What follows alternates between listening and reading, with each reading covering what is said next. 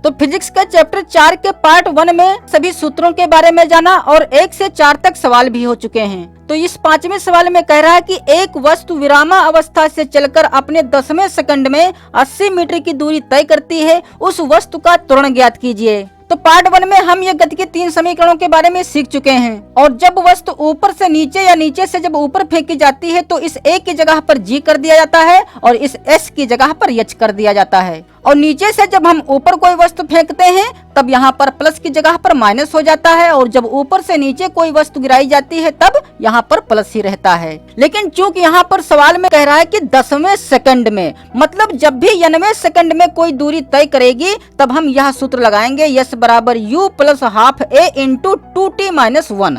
तो हल करने के लिए हम जानते हैं कि पहले तो हम वह लिखते हैं जो हमारे पास सवाल में दिया हुआ है। तो कह रहा है कि एक वस्तु विरामावस्था, तो चूंकि यहाँ पर विरामावस्था की बात की गई है और हम सीख चुके हैं पार्ट 1 में कि जब भी विरामावस्था कहेगा तब u का मान सदैव 0 रहेगा। ठीक है, तो u तो 0 हो गया।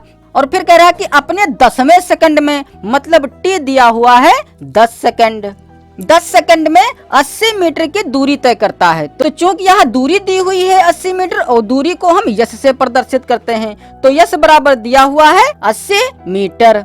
तो उस वस्तु का त्वरण ज्ञात कीजिए। तो त्वरण को हम ए से प्रदर्शित करते हैं, तो ए बराबर क्वेश्चन मार्क, मतलब हमें ए ज्ञात करना है। तो जब भी कोई एक विशेष समय दिया हुआ हो, तो यहाँ पर एक विशेष समय दिया हुआ है 10वें सेकंड में। ठीक है, तो जब भी विशेष समय कोई दिया होगा तब विशेष समय के लिए हम यह सूत्र लगाएंगे। तो गति की इन तीनों समीकरणों का यूज हम इस सवाल में नहीं करेंगे, क्योंकि यहाँ पर विशेष समय दिया हुआ है, इसलिए हम यह सूत्र लगाएंगे। ठीक है, तो लिखेंगे 10वें सेकंड में चली गई दूरी S बराबर, अब इसमें सबके मान रख दें तो S का मान हमारे पास 80 है, तो इसकी जगह पर 80 लिखेंगे, बराबर U का मान 0 है, फिर प्लस 1/2 A का मान हमें ज्ञात करना है और इंटू में 2 इंटू T का मान दिया हुआ है 10 सेकंड, तो 10 माइनस 1।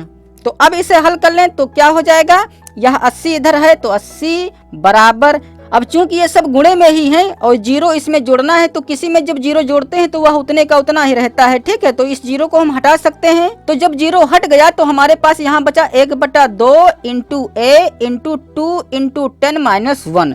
तो चूंकि 2 जो है यह बटे में है, उठाकर जब हम इसको इधर लेकर आएंगे तो गुणे में हो जाएगा, मतलब यह हो जाएगा 80 गुणा 2। तो यहाँ पर लिख दें 80 गुणे 2 और बराबर इधर क्या बचेगा, इधर बचेगा A और ब्रैकेट में हो जाएगा 2.20 में से 1 घटाएंगे बचेगा 19।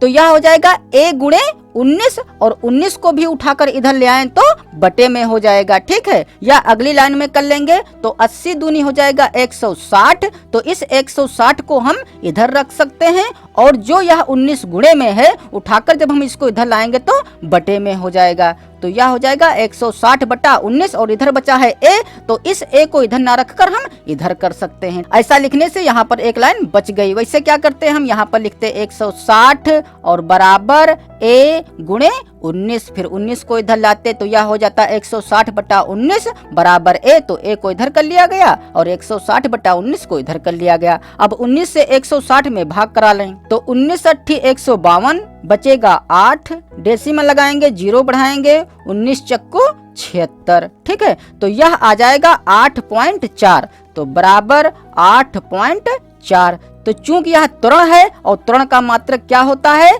मीटर प्रति सेकंड स्क्वायर, अतः यही हो जाएगा हमारा आंसर।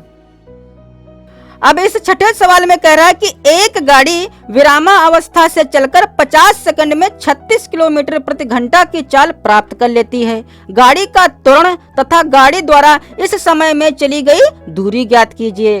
तो छठे सवाल में दिया है कि एक गाड़ी विरामावस्था से चलकर, तो चूंकि इसमें भी विरामावस्था दिया हुआ है, इसका मतलब u कितना दिया हुआ है 0, तो u बराबर 0। फिर कह रहा कि विरामावस्था से चलकर 50 सेकंड में, तो यहाँ पर 50 सेकंड की बात की गई है और समय निश्चित तो है नहीं, यहाँ पर ये तो लिखा नहीं है कि 50वें सेकंड में। अगर 50वें सेकंड में कहता तब हम वही सूत्र लगाते जो कि अभी 5वें सवाल में यूज किया गया है। ठीक है, तो यहाँ पर सिर्फ 50 सेकंड दिया हुआ है, तो इसका मतलब समय जो दिया हुआ है वह दिया हुआ है 50 सेकंड। फिर 50 सेकंड में 36 किलोमीटर प्रति घंटा की चाल प्राप्त कर लेती है। मतलब प्रारंभिक चाल तो 0 है, लेकिन 50 सेकंड बाद जो उसकी चाल हो जाती है वह है 36 किलोमीटर प्रति घंटा। तो हम पार्ट 1 में सीख चुके हैं कि U प्रारंभिक चाल होती है और V अंतिम चाल होती है, और अंतिम चाल को हम V से प्रदर्शित करते हैं। तो V यहाँ पर दिया हुआ है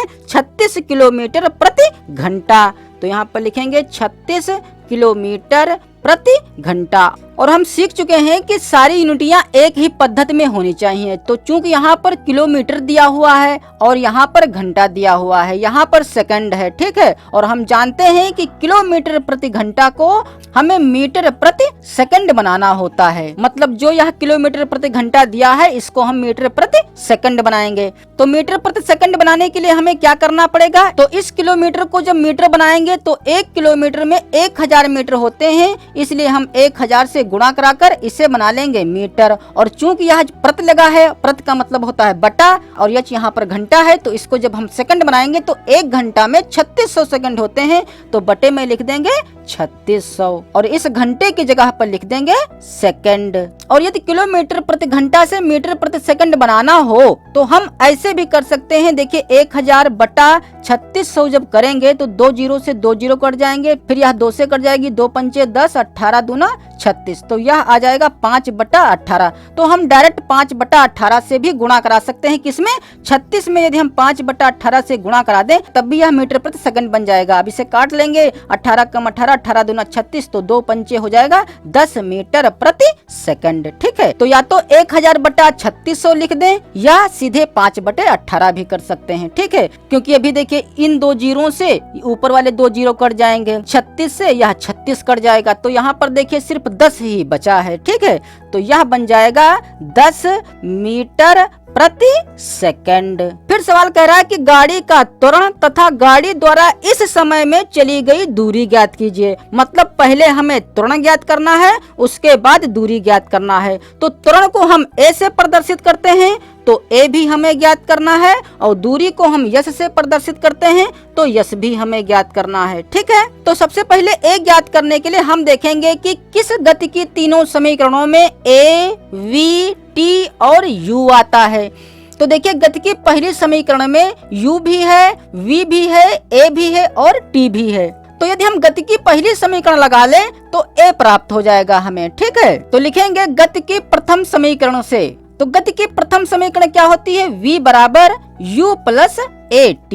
तो v का मान कितना दिया हुआ है, अब यह 36 किलोमीटर प्रति घंटा नहीं रखेंगे, जो इसे हल करने पर मीटर प्रति सेकंड बना है वह मान रखेंगे, जो कि है 10। तो इस v की जगह पर रखेंगे 10 बराबर u का मान है 0 और प्लस a हमें ज्ञात करना है और t का मान दिया हुआ है 50। तो यह हो जाएगा 10 बराबर 50 की गुणा a से कराएंगे तो यह हो जाएगा 50a, और 50a में जब हम 0 जोड़ेंगे तो 50a ही रहेगा, ठीक है। और हमें चाहिए a का मान, तो a को इधर रोक दें और 10 बटा हो जाएगा 50। तो यहाँ से 0 से 0 कट जाएगा तो बचेगा 1 बटा 5। तो a बराबर आ गया 1 बटा 5, या इससे चाहें तो दशमलव में ला सकते हैं। तो 5 से हमें भाग कराना पड़ेगा 1 में, तो भाग हो नहीं पाएगा, तो 0 पॉइंट लगाकर यहाँ 0 बढ़ा लेंगे तो 5 दूनी हो जाएगा 10। तो यह आ जाएगा 0.2 मीटर प्रति सेकंड स्क्वायर, क्योंकि ए का मात्रक होता है मीटर प्रति सेकंड स्क्वायर। तो एक आंसर हमारा यह आ गया। अब चूंकि हमें यश भी ज्ञात करना है, तो अब हम वह समीकरण देखेंगे जिसमें यश आता हो, ए आता हो, वी आता हो, टी आता हो, यू आता हो, इनमें से कुछ भी मिल जाए बस, ठीक है। तो देखिए यश इसमें भी है, यश इसमें भी है, इसमें भी सब कुछ हमारे पास दिया हुआ है और इस समीकरण में भी सब कुछ हमारे पास मिल जाएगा। तो इन दोनों समीकरणों में से हम कोई भी एक समीकरण यूज करके यश का मान ज्ञात कर सकते हैं, ठीक है। तो चलिए हम गति की तीसरी समीकरण यूज करने जा रहे हैं। तो लिखेंगे गति की तृतीय समीकरण से। तो गति की तृतीय समीकरण है v स्क्वायर बराबर u स्क्वायर प्लस 2as। तो v का मान हमारे पास है 10, तो यह हो जाएगा 10 का स्क्वायर बराबर u का मान है 0, तो 0 का स्क्वायर प्लस 2a का मान अभी आया है 0.2, तो गुणे 0.2 और यश भी है तो गुणे यश, यश का मान हमें ज्ञात करना है। तो यहाँ तो हो जाएगा 10.100 बराबर 0 का स्क्वायर करेंगे 0 ही हो जाएगा। ठीक है, तो हम इनके डायरेक्ट गुणा करा लें। तो देखिए अंकों में यहाँ पर 2 है, यहाँ पर 0.2 है, तो 2 के गुणा जब 0.2 से कराएंगे तो 2 दूनी 4 हो जाएगा, तो यह हो जाएगा 0.4 और गुणे यस। और चूंकि हमें यस ज्ञात करना है तो यह हो जाएगा 100 बटा, क्योंकि 0.4 इधर गुणे में है, इधर आएगा तो बटे में हो जाएगा, तो इधर बचेगा सिर्फ यस। तो जब यह दशमलव कटेगा तो दशमलव के बाद एक अंक है, इसलिए ऊपर एक 0 बढ़ जाएगा। अब इसे 4 से काट सकते हैं, तो 4 अक्कम 4, 25 चक्कू 100 और एक यह 0, तो यस बराबर आ गया 250। तो चूंकि यस दूरी है और दूरी का मात्रक क्या रखेंगे, मीटर, तो एक आंसर हमारा यह आ गया और एक आंसर यह आ गया। अब इस 7वें सवाल